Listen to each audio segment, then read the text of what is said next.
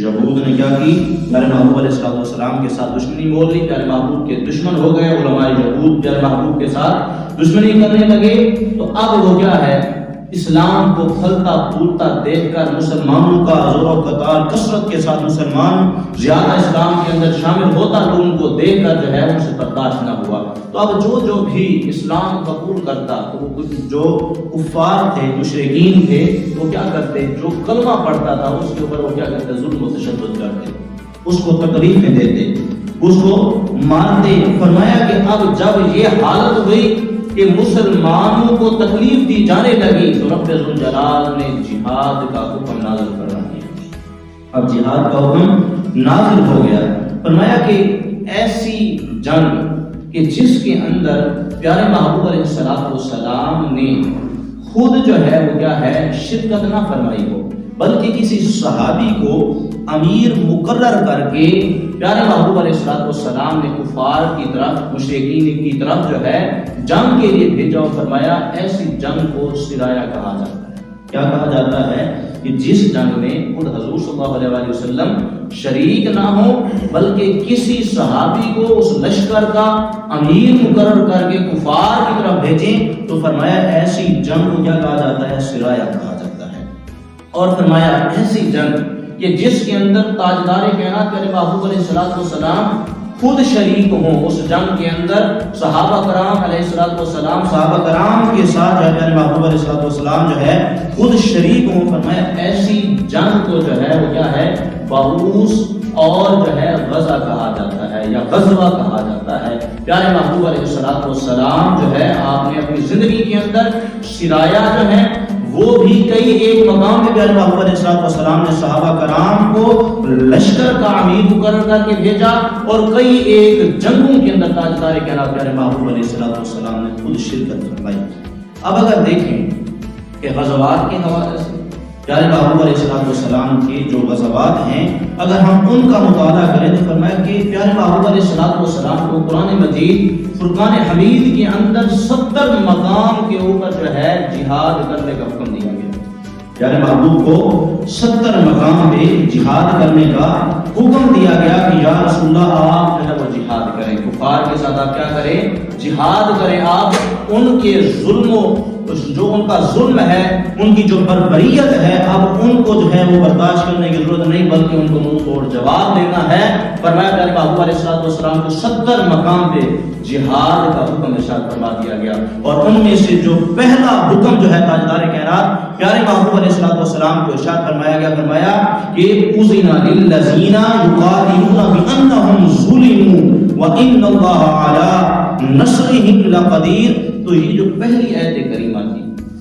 یہ ان لوگوں کے لیے نازل ہوئی قرآن مجید فرقان حمید کی کہ اس آیت کریمہ کے اندر پیارے محبوب علیہ السلام کو قتال کا، جہاد کا حکم نہیں دیا گیا بلکہ ان لوگوں کو جہاد کا حکم دیا گیا کہ جو لوگ مسلمان ہوئے اور کفار ان کے اوپر ظلم و شدت کرتے تھے، ان کے اوپر بربریت کرتے تھے، ان کو ظلم و ستم ڈھاتے تھے۔ فرمایا ان مسلمانوں کے اوپر جن پہ ظلم کیا جا رہا تھا ان کو جہاد کرنے کا جو ہے اب کیا ہے حکم دے دیا گیا۔ پیارے محبوب علیہ السلام کے پاس جب ایسے آتے کہ جو مار کھائے ہوئے ہوتے، سر پھٹے ہوئے ہوتے، زخموں سے چور چور ہوتے، پیارے محبوب علیہ السلام نے پھر ان کو ارشاد فرما دیا کہ تم جہاد کر سکتے ہو مگر ابھی میرے لیے حکم نازل نہیں ہوا، مگر ابھی میرے لیے حکم نازل نہیں ہوا کہ جیسے ہی میرے لیے حکم آ جائے گا تو میں بھی جو ہے جہاد کے لیے نکل پڑوں گا۔ تو فرمایا کہ پیارے محبوب علیہ السلام مکہ سے ہجرت فرما کر مدینہ تشریف لے آئے۔ تو جب پیارے محبوب علیہ السلام مدینہ شریف پہنچ آئے تو اس دوران سے لے کر مدینہ تک جو ہے ابھی تک جہاد کا حکم نازل نہیں ہوا۔ پیارے محبوب علیہ السلام کو جہاد کا حکم ابھی تک نازل نہیں ہوا، مکہ کے اندر اس وجہ سے نازل نہیں ہوا۔ فرمایا کہ رب ذوالجلال نے اس وجہ سے یہ حکم نہیں دیا کیونکہ مکہ کے اندر مسلمانوں کی تعداد بالکل کم تھی اور وہاں پر زیادہ جو تھے وہ کیا تھے، کفار تھے اور ان کی جو ہے وہ ایک طرح کی حکومت تھی، ان کی جو ہے وہ کیا تھی، طاقت تھی۔ تو سارے کے سارے رؤساء تھے، اگر حکم دے بھی دیا جاتا تو مسلمان ان کے ساتھ جنگ نہیں کر سکتے تھے۔ تو فرمایا کفار کے ہاں کہ جب مکہ کے اندر پیارے محبوب علیہ السلام وہاں پہ موجود تھے تو اس مقام پہ مقام مکہ کے اوپر جو ہے جہاد کا حکم نہیں ہوا. جس دفعہ پیارے محبوب علیہ السلام مکہ سے مدینہ شریف ہجرت فرما کر آئے تو فرمایا پھر مدینہ کے اندر پیارے محبوب علیہ السلام کو جو ہے جہاد کا حکم ارشاد فرما دیا گیا. اگر ہم دیکھیں کہ پیارے محبوب علیہ السلام کی جتنی بھی غزوات ہیں, جتنے بھی سرایہ ہیں, ان کو شمار کریں تو ان کی تعداد کی طرف آتے ہیں کہ پیارے محبوب علیہ السلام نے اپنی حیات مبارکہ کے اندر 27 غزوات کے اندر شرکت فرمائی. پیارے محبوب علیہ السلام نے 27 غزوات کے اندر کیا کی؟ پیارے محبوب نے خود شرکت فرمائی کہ جس جنگ کے اندر تاجدار کائنات پیارے محبوب علیہ السلام کے ساتھ شریک ہوئے, اور ان میں سے 9 ایسی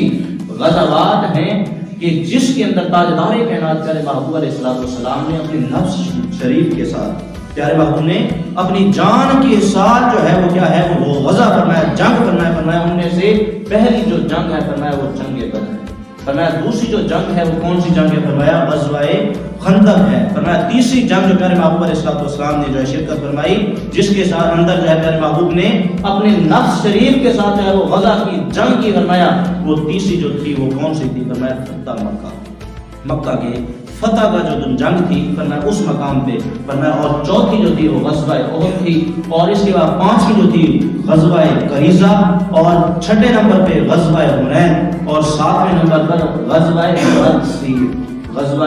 مرسی, اور ساتویں نمبر پر غزوہ خیبر, اور 8ویں نمبر پر جو ہے اس کے بعد غزوہ طائف جو ہے پیارے محبوب علیہ السلام نے جو ہے شرکت فرمائی. تو فرمایا ان جنگوں کے اندر پیارے محبوب نے خود اپنے نفس کے ساتھ کیا ہے پیارے محبوب علیہ السلام نے جنگ کی. تو فرمایا یہ تھی پیارے محبوب علیہ السلام کی حیات مبارکہ کی غزوات کہ جن کے اندر خود پیارے محبوب شریک ہوئے صحابہ کرام کے ساتھ, اور کفار مکہ کے ساتھ جو پیارے محبوب نے جو ہے وہ جنگ فرمائی. اس کے علاوہ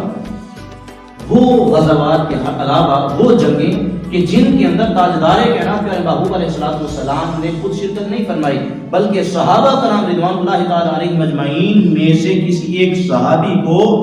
اس لشکر کا امیر مقرر کر کے جو ہے کفار کی طرف جو ہے پیارے محبوب علیہ السلام نے جو ہے وہ لشکر کو روانہ کیا, جو ہے صحابہ کرام کو روانہ کیا. تو فرمایا ان کی تعداد کہ جس کے اندر تاجدار کائنات پیارے محبوب علیہ السلام نے صحابہ کرام کو امیر مقرر کر کے جو ہے غزوات کی طرف بھیجا, فرمایا ان کی تعداد 47 ہے. 47 سرایہ کہ جس کے اندر تاجدار کائنات نے خود شرکت نہیں کی, بلکہ صحابہ کرام رضوان اللہ تعالی علیہم اجمعین کو جو ہے وہ ہے امیر مقرر کر کے لشکر کو جو ہے کفار کے ساتھ جنگ کی.